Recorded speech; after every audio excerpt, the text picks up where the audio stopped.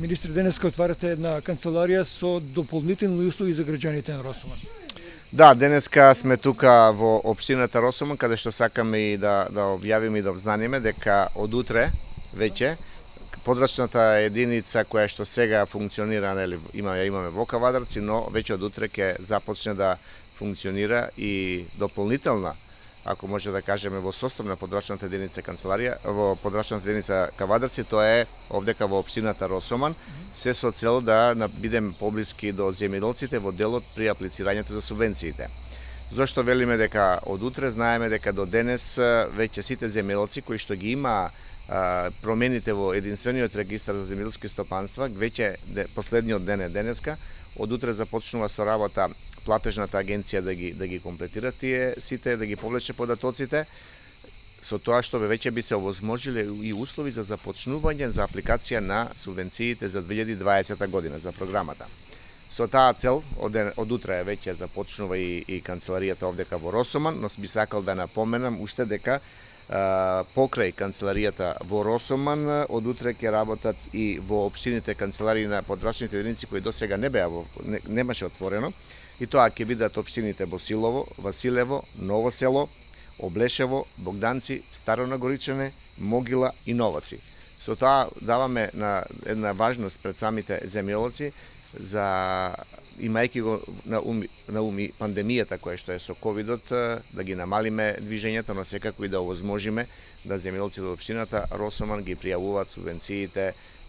овдека во ова наша подрачна единица. Ова е целта, да одиме во тој правец дека поблиску до самите земјоделци, намалување на трошоци секако, но и губење на време. Знаеме дека поготово ова година, би рекол, се започна доста покасно, бидејќи ни се случи проблемот со ковидот, и од тој аспект трошоците се намалат, сезона е каде што земјоделците ја обработуваат почвата,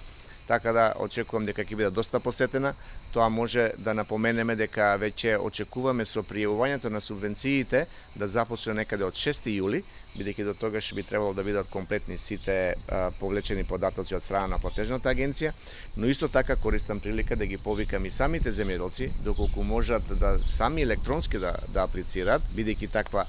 можност постои. Ние во тој поглед веќе изготвуваме со платежната агенција еден правилник кој од утре исто така ќе биде, да кажем, искомунициран со земјоделците преку подрачните, преку порталите, веб страната,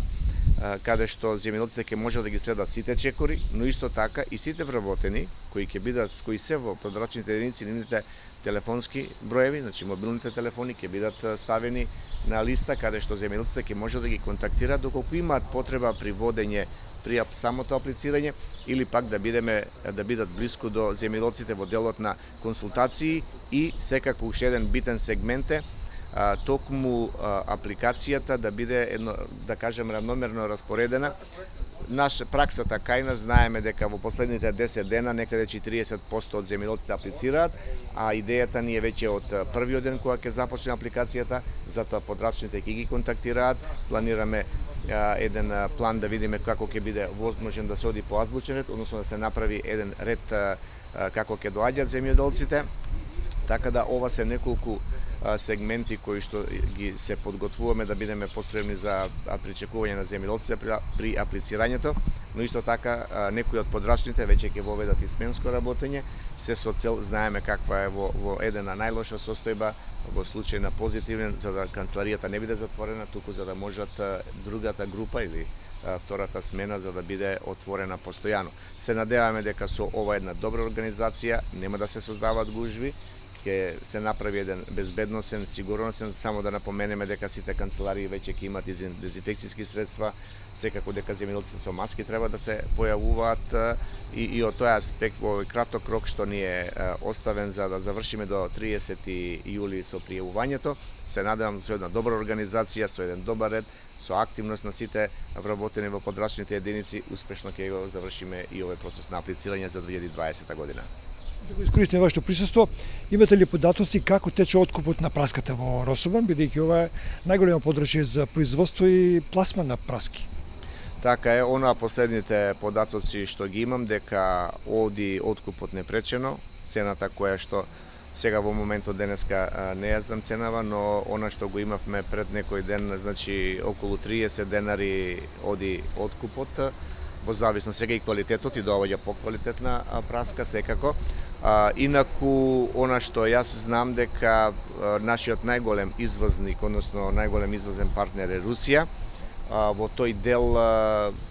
функционираме нормално, бидејќи од минатата година знаете дека имавме еден период забрана поради монилинија. Сега веќе со државната фитосанитарна лабораторија е ставен во еден процес, добро се организирани, така да сите оние кои извезуваат навремено си поднесуваат мостри, се добиваат сертификати и до сега немаме ниту вратено некој камион, ниту некоја реакција,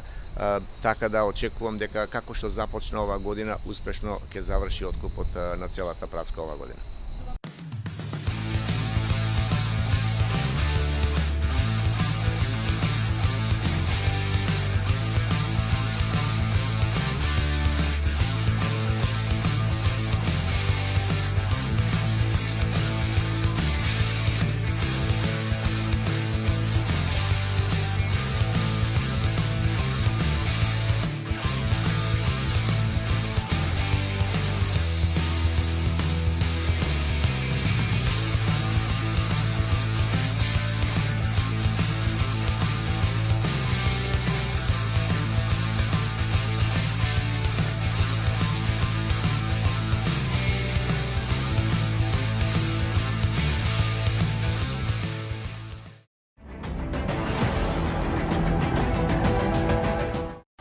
Инел го носи најбрзиот оптички интернет до вашиот дом.